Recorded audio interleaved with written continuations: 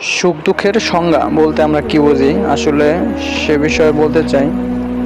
ইসলামের দৃষ্টিভঙ্গি থেকে বলা হয়েছে, তোমাদের সুখ দুঃখ সবই পরীক্ষার অংশ। আল্লাহ আমাদের পরীক্ষা করেন ভালো ও খারাপ সময় দিয়ে।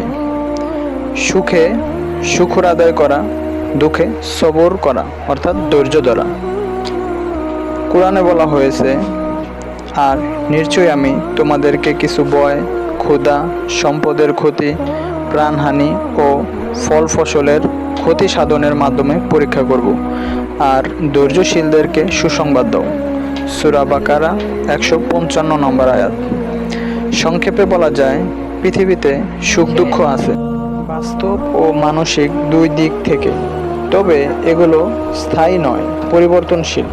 যে হৃদয় আল্লাহর উপর নির্ভর করে, তার কাছে দুঃখও একরকম প্রশান্তি।